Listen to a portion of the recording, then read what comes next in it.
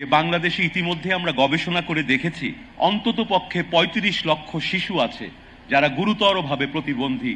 আগের চেয়ে স্বাস্থ্য ব্যবস্থা একটু ভালো হওয়াতে যে প্রিম্যাচিওর শিশুরা আগে জন্মের আগেই হয়তো প্রাণ চলে যেত, তারা বেঁচে থাকছে, কিন্তু একই সাথে আমাদের প্রতিবন্ধী শিশুর সংখ্যা বেড়ে যাচ্ছে।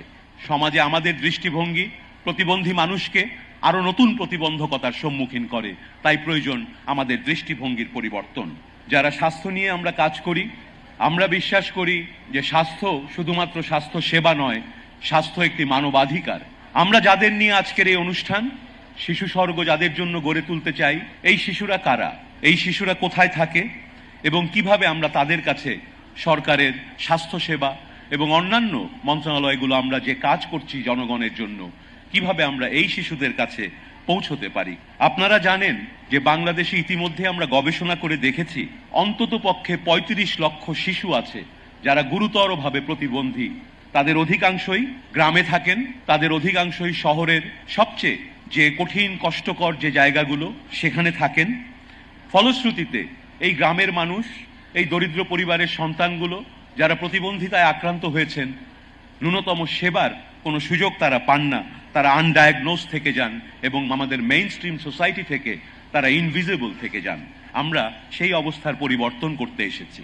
আরেকটি বিষয় লক্ষণীয়, ধীরে ধীরে একটি দেশে যখন স্বাস্থ্য ব্যবস্থার উন্নতি ঘটে, যে আমাদের দেশে এবং দক্ষিণ এশিয়ার অন্যান্য দেশগুলোতে একদিকে যেমন মাতৃমৃত্যুর হার আগের চেয়ে কমিয়েছে, আগের চেয়ে স্বাস্থ্য ব্যবস্থা একটু ভালো হওয়াতে যে প্রিম্যাচিওর শিশুরা আগে জন্মের আগেই হয়তো প্রাণ চলে যেত, তারা বেঁচে থাকছে, কিন্তু একই সাথে আমাদের প্রতিবন্ধী শিশুর সংখ্যা বেড়ে যাচ্ছে।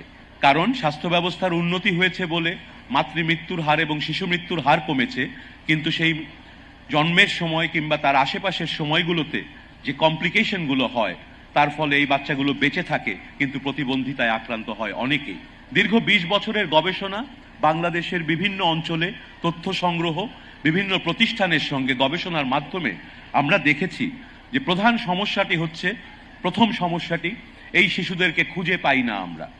এই শিশুরা আমাদের ঠিকানা জানে না, আমরা তাদের ঠিকানা জানি না।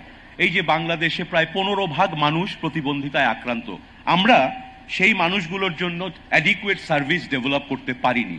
একই সাথে রিহ্যাবিলিটেশন বা পুনর্বাসন, সেটার ব্যবস্থাও কিন্তু অত্যন্ত কম আমাদের দেশে প্রতিবন্ধী মানুষের জন্য।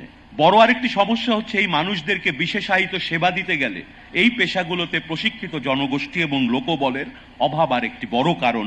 এবং ৪ নম্বর বড় কারণটি হচ্ছে একজন প্রতিবন্ধী মানুষের যে অধিকার, সেই অধিকার শুধু স্বাস্থ্যে সীমাবদ্ধ নয়, সেই জন্য প্রয়োজন মাল্টি সেক্টরাল কোলাবোরেশন, এবং সেই লক্ষ্য নিয়েই আমরা কাজ করছি।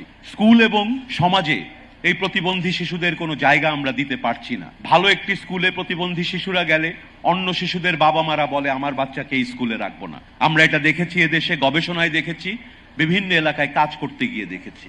আমরা এই শিশুদেরকে সামাজিক অনুষ্ঠানে আসতে চাইলেও তাদের বাবা মারা আনার কোনো অবস্থা থাকে না আমাদের নেতিবাচক মনোভাবের কারণে। সমাজে আমাদের দৃষ্টিভঙ্গি প্রতিবন্ধী মানুষকে আরো নতুন প্রতিবন্ধকতার সম্মুখীন করে, তাই প্রয়োজন আমাদের দৃষ্টিভঙ্গির পরিবর্তন। ই হেলথ কার্ডের মাধ্যমে দেশের সকল নাগরিককে একটি রেফারেল সিস্টেমের মাধ্যমে নিয়ে আসার, সেখানে অবশ্যই অগ্রাধিকার পাবে প্রতিবন্ধী মানুষ, প্রতিবন্ধী শিশুরা। এই শিশু স্বর্গ প্রোগ্রামটি আমরা যখন দেশের বিভিন্ন প্রান্তে নিয়ে যাব অচিরেই, তখন আমরা ৬টি ধাপে প্রত্যেক উপজেলায় এই কাজটি করব। আমাদের মূল প্রিন্সিপাল থাকবে ৩টি।